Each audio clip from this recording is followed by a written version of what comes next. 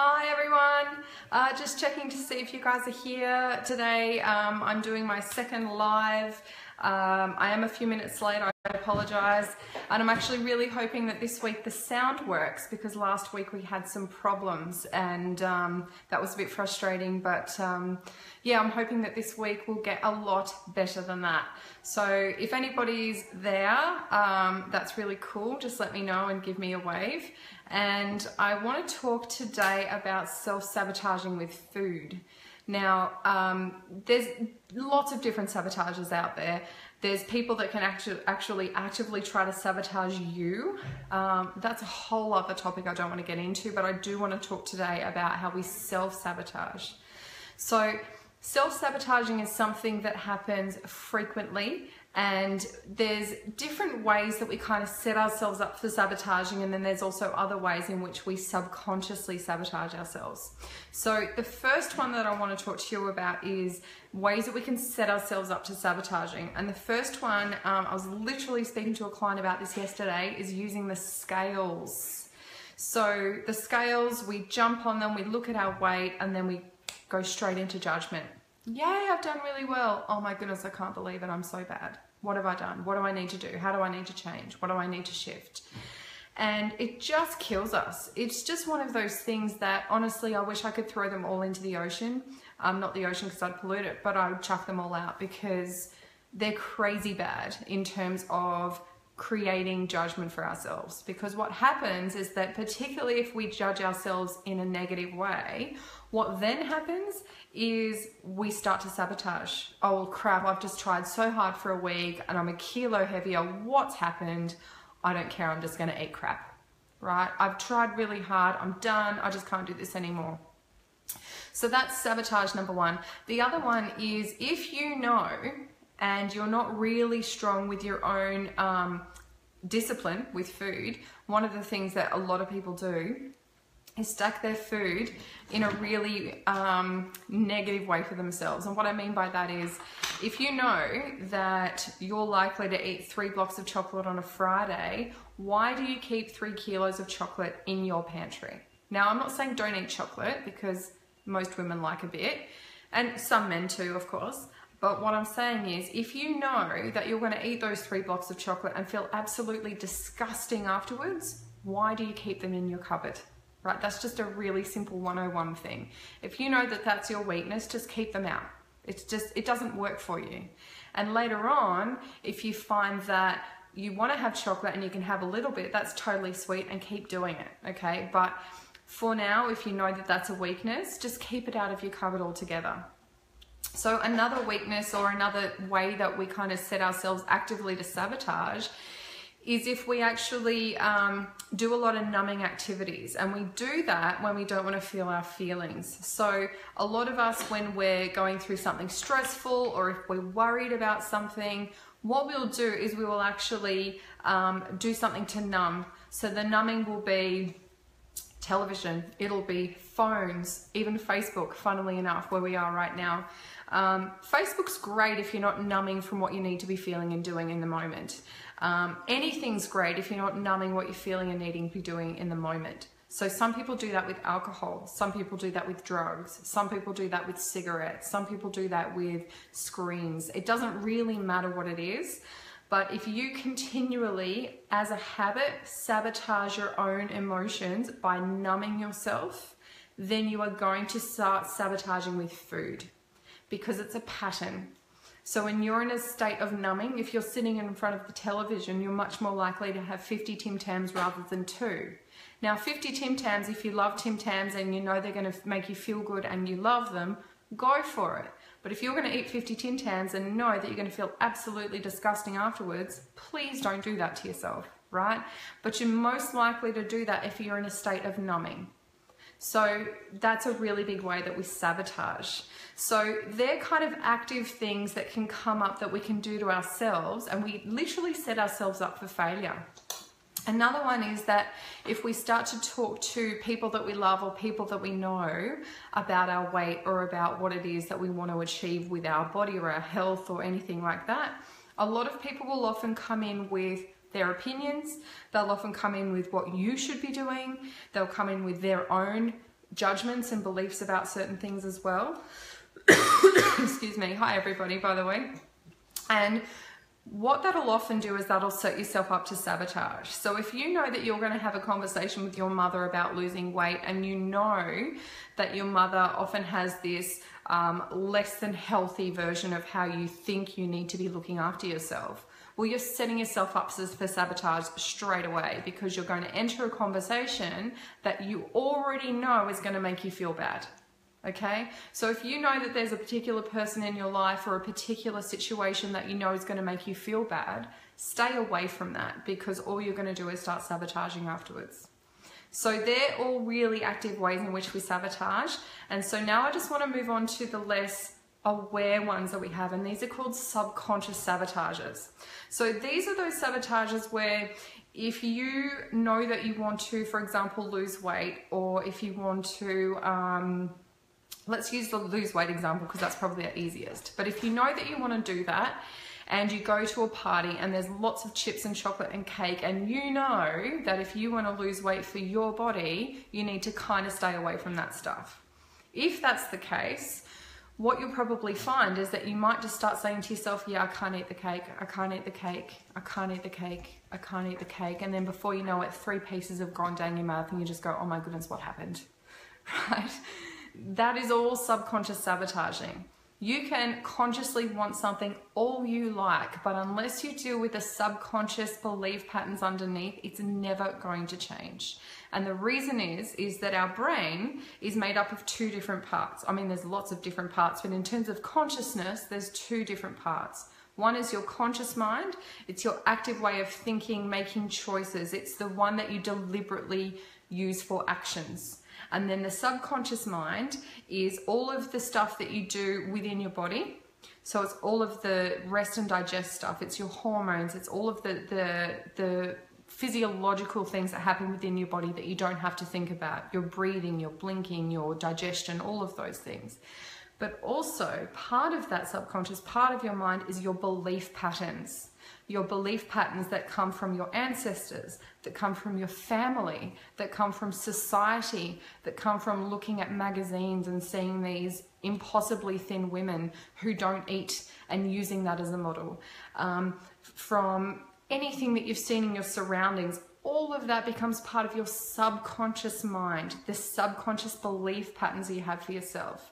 Now, this subconscious part of the mind is it actually takes up about 85 to 90% of your entire brain's capacity. And the last bit, the conscious part, is only 10 to 15%. So if you put it into perspective, if you want to change a habit, if you want to do something differently, and you're making that choice with the conscious part of your mind, you have to work your butt off to change the other 85%, which might say something the complete opposite. And this is what I say to most people too. When you make a conscious choice, there's always going to be that element of what isn't that comes up as well. So say, for example, you want to lose 10 kilos. That's an example. You want to lose 10 kilos and you want to do it because it's going to make you feel really good and really amazing about yourself. And you start to imagine yourself feeling really good and feeling really amazing. And then the other voice comes in, oh yeah, but you can't do that. And oh yeah, but you're never going to be able to give up chocolates. And well, you've always been fat, so why are you going to lose weight? So that voice is always going to come up, because what you want, when you bring that into your intentions, what isn't or what you don't want will also become apparent, and then they start to have a bit of a fight. So if the conscious mind that I want to lose 10 kilos and I'm going to feel amazing is 10% or 15%, and that you're never going to make it is the other 85%, you're kind of losing a battle here.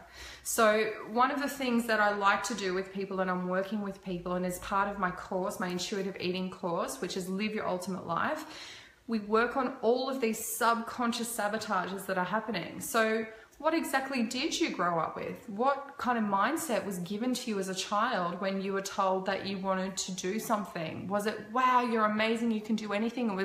Or was it, oh, I'm not really sure, I don't know, oh, what about this, what about that, right? So your environment, where you've been, where you've come from, the people that have been around you have all shaped this subconscious mind.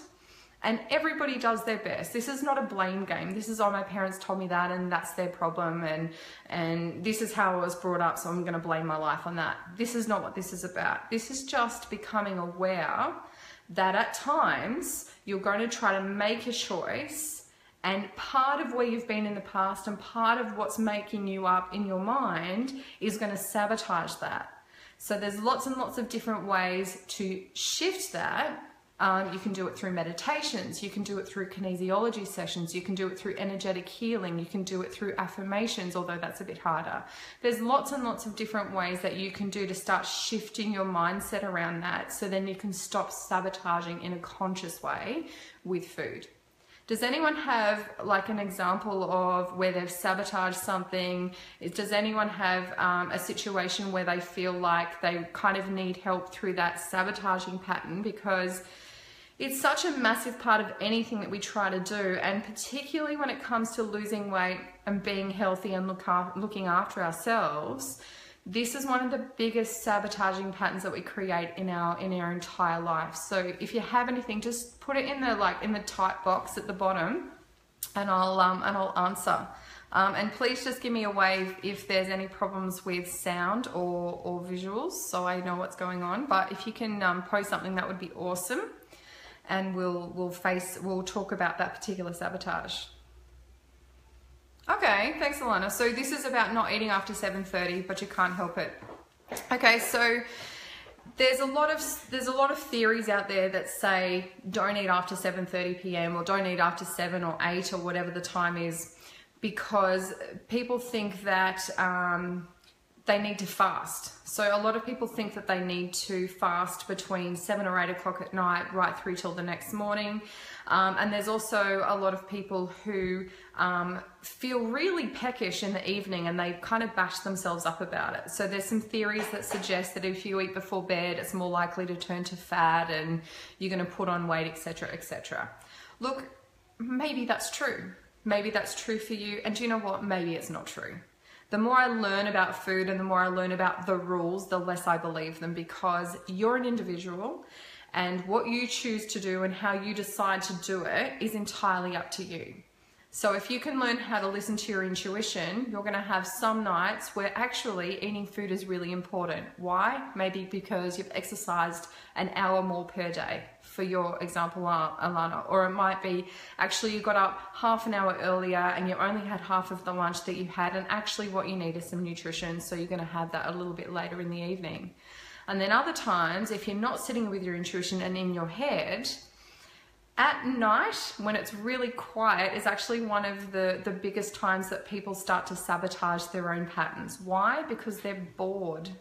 They have nothing else to do. They've spent all day keeping busy, going to work, seeing people, preparing meals, doing whatever they need to do, and then they hit nighttime and quiet. Thoughts come in.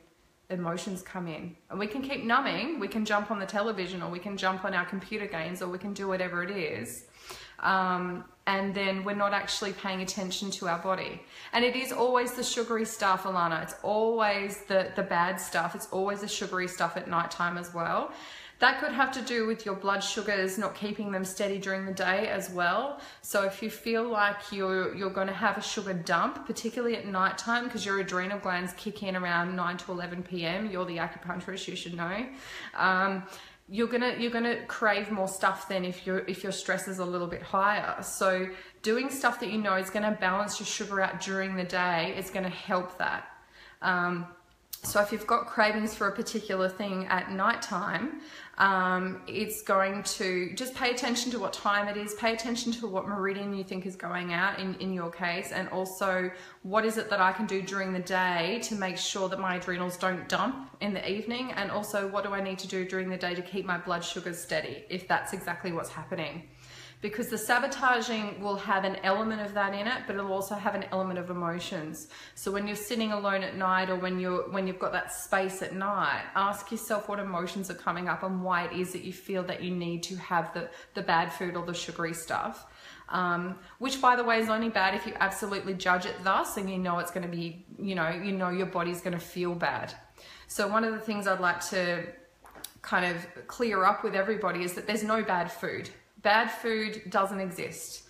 Food only has the judgment that we place on it. So if we think that, I don't know, hamburgers are bad, they are totally going to crap your ass. They're going to be so bad for you, right? But if you go into a situation going, I love hamburgers, I really enjoy them, I want to eat them all the time, and I don't want to feel bad about that. Well, maybe if that's your mindset and if that's your intention, then you can go around making something really healthy and delicious that's a hamburger. You might use gluten-free bread if you can't have gluten. You might choose to have a different kind of meat. You might choose to have 5 different salads on it. You might choose to make your own sauce. And then all of a sudden, you've gone from a hamburger that you would judge as bad to a hamburger that you actually feel is quite healthy. And then sometimes when you go for the bad hamburger, you're not going to feel so bad because you're actually looking after yourself most of the time and you're not judging what you're putting in your mouth all the time.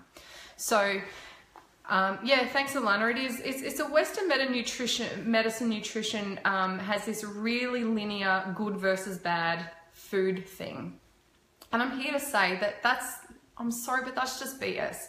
One of the things that I put in one of my recent posts when I was in France, I was really kind of blown away by this, and I was speaking to Alana about this actually, is that when we were in France, I pretty much lived on gluten and dairy. If I lived on gluten and dairy in Australia, my body would have all sorts of troubles. It would probably break down. I just couldn't do it. But that's what the French do. That's what they eat. And what I found is that if I just ate like the locals and did what they did, my body was actually totally fine. And I actually handled that really well. And similarly, I went to Vietnam a number of years ago. They have a completely different diet, but I ate what the locals did and my body was fine. It totally was okay with that. So the rules don't always apply. I think the rules apply when we judge what we're eating. And if we judge what we're eating and we do the good versus bad thing, we're going to sabotage more, right? Because there's always this little part of us that wants to kind of break the rules and do the naughty thing. And if we judge what we put in our mouths, we're much more likely to sabotage. Because really, at the end of the day, it's all in our mind. So if we've got the active sabotages, the things that we do every day to kind of really make it hard for ourselves to stay on track. And then if we've got the subconscious things that have come up from our childhood and come up from our past that may sabotage us as well, it can be really, really tricky to stay on point because there's all of these things around us that it's telling us, actually, that original goal that I was talking about, the 10 kilos, it's not going to happen because you've got all of these things that you're setting up in your life and all of these things that are coming up subconsciously that are going to stop you from reaching that goal. And yeah, thanks Sarah, it's true. Naughty always makes it more appealing. It's like that you know, that teenager reverse psychology thing. If I told my kids that broccoli was the most unhealthy thing on the planet, maybe they'd scoff it down like Smarties. I don't know. But I'm sure it actually, you know, when we label foods and when we put a value on it, it really affects how we eat food and what we take in. And I noticed this particularly when I was overseas and I literally had virtually no control over what I was eating. There were some meals, my partner surreptitiously fed me rabbit, which I'd never had before. I ultimately judged it as being, that's disgusting, I'm not touching that. And he deliberately didn't tell me because he knew that I probably wouldn't eat it and he knew that I would prejudge it in my mind. So I ate it. It was actually probably the most delicious meal or one of the most delicious meals I had over there. But he was 100% right. If I had known what I was eating, I would have prejudged it in my mind and would have had a very different response to it. And we do that all the time with food. We've got this ultimate kind of idea of what we think is healthy and what we should be eating. And we prejudge before we've even put anything in our mouths. And imagine what that does to our digestion. Imagine how much harder it is for our body to process stuff that we've got all of these energies attached to them about. You know, I can't have those vegetables because they make me sick, and I can't eat that because that's going to make me bloated, and that's really bad for you, and oh, I should eat that, should, right? And then all of a sudden, before we've even put the food in our mouth, our body's going, what the hell? What are we going to do with this? How can we actually process this in a healthy way? So there's just multiple layers of what we can do to sabotage, and I just find it such a fascinating topic because this is probably one of the biggest ways in which we sabotage. If we don't sabotage our health through food, and not looking after ourselves, because it goes beyond food. It's even, you know, going to bed on time and drinking enough water and making sure that if you need to take supplements, you actually take them, or making sure that, you know, you stay healthy and calm and relaxed in your life. All of those are sabotage patterns. I'm just using food as an example because I think it's probably one of the most popular, but every time we want to create a positive and a new direction with anything in our lives, always be aware that you're going to be great for about 10 days, and then 10 days, subconscious mind's going to kick in and you're going to do whatever it takes to sabotage. That could be anything. That could be starting a new meditation class. That could be starting a new church group. That could be running a marathon. That could be whatever it is. You're always going to have a point at which your subconscious mind tries to take over and it's going to sabotage it. As long as you're aware of that and you're mindful of that, you can start to sit with it. You can start to sit with what you're doing. Okay, I really want to go to that meditation class, but I'm finding it really, really hard right now. And all of these things might come up. Oh, but there's a parent-teacher interview that night. Or, oh, my husband wants that. Or, oh, I can't do that because I've got dinner with these people or that people, or, you know. So your environment will also conspire to sabotage your choices as much as you can. And just be really mindful of when that happens, because what you'll find is that you'll need to actually sit with your feelings on it, right? So if I want to go to that meditation class, but all of these things are stopping me, what's actually coming up for me emotionally when I sit with that? How am I feeling when I think about going to meditation class every week? And I did this with someone a little while ago, and it was, they kind of sat with it and they just went, oh, I feel really guilty because I'm doing something for me. I feel like I should be at home, should be at home looking after my kids, doing this, doing that, right? And I don't want people to feel like I'm neglecting them.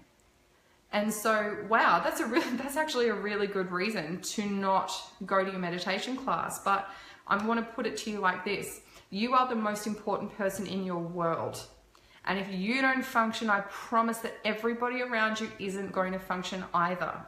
You absolutely must at all times prioritize you first, secondly your partner, and then third kids if you have kids. And if you change that order in any way, you're going to set up a sabotage, and it's going to make life much, much harder for you. So when you've got this decision, when there's something that you really want to do and you've got this kind of drive to do it, as soon as the sabotage pattern comes in, sit with it. What is it making me feel? Do I want to feel this way? Do you want to feel guilty for looking after yourself once a week and going to your meditation class? Do you want to feel like you're neglecting your kids because you're taking time away from them? Or do you want to flip it around and say, oh, wow, do you know what? If I go to that meditation class once a week, I'm going to be so much happier. I'm going to be so much calmer. I'm going to be way more grounded. So when my kids have that SPAC attack on Saturday afternoon at the football, I'm not going to lose the plot and scream at them. I'm going to stay calm because I've looked after myself first, right? So if we can start to sit with our emotions and sit with our patterns and become aware of it without judgment, start to then concentrate on what it is that you want to get out of it. You know, how can I actually shift this around so I can turn it into a positive? And the more you do that, every single time the sabotage patterns come up, the easier and easier and easier and easier it gets for you to reach your goals and to lose the 10 kilos and to get to the meditation class or do the marathon or whatever it is that your goal is at the time. Now, in my course, The Connolly Method, there's a huge number of different sabotages that I've got listed. There's something like 15 different major sabotages I've got in there about food in particular, because that's one of the biggest ones. And it's all sorts of things like, you know, I feel like I should be eating a certain way because the rest of my community does. It might be, I eat too much because I want to protect myself emotionally. It could be, I don't feel safe around people, so I feel like I need to kind of, you know, cover myself and sabotage myself with food so that I'm not actually seen by anybody. There's so many of those subconscious patterns that are really, really strong in us, and sometimes we need a bit of extra help. So I've got a really cool meditation in there to help, and if you've got meditations out there that help you, I encourage you to use them. And now I can't talk. Does anybody have any questions before I jump off?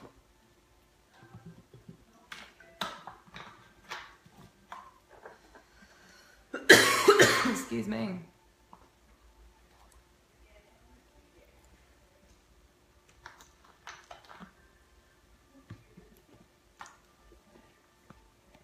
Okay, so Alana's got a very cool question. Excuse me.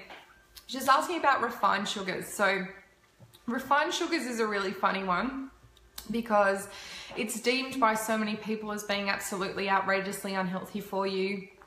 It's been called the White Death. It's been called a whole bunch of different names that can totally and utterly sabotage our health. And you know what? I guess sometimes that's absolutely true. But anything at all that's in massive excess is going to create a lot of problems for us. So what I would say to sugar is, like I would say with everything else, is remove judgment from it. Because the second we see it as naughty, the second we see it as bad, the second we see it as something that's going to create death, we've got a really, really big judgment placed on it. Excuse me. And that's not to say that you should eat it, because sometimes you'll find that actually eating sugar makes me feel disgusting. Or right now I feel really good and having a little bit of sugar will be okay, and I think I feel good from that. So what I say about all foods, sugar included, is remove judgment, but just sit with it for a moment. So sit with the food that you're going to eat, try and take the judgment out, and just ask yourself, will I miss out? Because we always have this fear of missing out. Will I miss out if I don't eat this? Right? That's a really important question to ask. The second question to ask is, will I feel better if I eat this? And the third question to ask is, will I feel worse? Will my body react? Will I feel bad if I eat this? And whatever the answers are going to totally guide you to whether eating that is a good idea or not. And you might find that sometimes sugar is okay in moderation, and it depends on a whole bunch of things. It depends on how stressed you are. It depends on exactly what you're doing in the moment. It depends on the people you're with. It depends on the kind of sugar, because there's some refined sugars that are outrageous and other refined sugars that are not so bad. It depends on a whole bunch of different things. But if you ask yourself that question and listen to your body every single time, it's always going to tell you the answer. Am I going to feel better for eating this? If the answer is no, I don't care what it is. I don't care if it's sugar. I don't care if it's a carrot. I don't care if it's a Big Mac. I don't really care what it is. If the answer is no, why are you eating it, right? But if you go, well, I'm in a really good mood, I'm having a great time, and I'm at a dinner, there's a dessert coming out, I think I'm going to feel totally great if I eat this.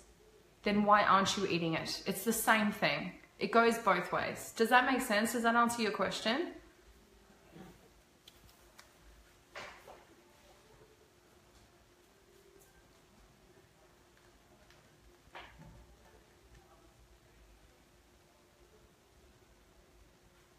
I think I'm just waiting to hear back from Alana, but she did also ask if there are any health benefits from refined sugar. Honestly, not that I'm aware of. But if we ate everything only for their health benefits, then a lot of people would have a very restricted lifestyle, and it would be incredibly difficult to eat on a regular basis, particularly if you want to go to restaurants, cafes, things like that. It can make life pretty tricky. But do I subscribe to that as a way of living? Not really. Refined sugar is something that I rarely put in my body, but that's mainly because I know that I react to it pretty badly. But that's not to say that if I'm not in a great mood and I'm feeling good and I want to eat it and I'm going to feel great, then why am I not eating it? It just goes the same way, because by not eating it, even though you really want it and you think you'll really enjoy it, you're also sabotaging yourself, because you're actually creating a situation where you're judging what you're putting in your body, and you're depriving yourself of things that you know that you'll enjoy and make you feel good. And that's just as bad as doing the opposite. It's just as bad as eating it if you know you'll feel bad, is not eating it if you still know you'll feel good. Because either way, you're sabotaging your own sense of well-being, you're sabotaging your own happiness, and you're not listening to your intuition. So cool. I'm glad that answered. Any other questions for anybody before I jump off?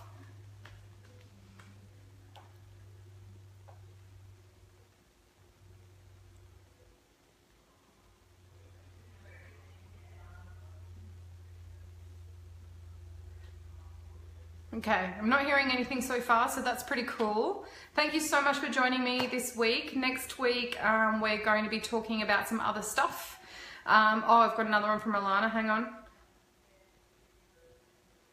Yes, so a good thing to think of is at the moment of eating something you know you shouldn't have versus hours of guilt. Yeah, absolutely. So it's really all about getting out of the shoulds though, and just sitting with, how am I going to feel? Am I going to feel good about this? Am I going to feel bad about this? Is this going to help my body? Is this going to be bad for my body? And always just ask yourself those kind of questions. Am I going to feel good? Am I going to feel like I've missed out? All of those are quite vital questions, because it gives you a really good basis for making the choice when you go to eat something or do anything really in your life at all. Next week, it'll probably be around about the same time. I'm not 100% sure what the title will be yet. So if you've got any kind of any suggestions or any ideas that you would like me to talk about, just let me know. Just pop it in the box below. And if you want to learn more about my course or jump on and start doing my course, it's at theconnollymethod.com.au, and it's called Live Your Ultimate Life course. So it's a 13-week course which is all about understanding yourself on every level. You're going to figure out how to balance your dehydration, your sleep, your exercise. You're going to look at all of your sabotaging patterns. You're going to get good at where you're at and good at where you're going.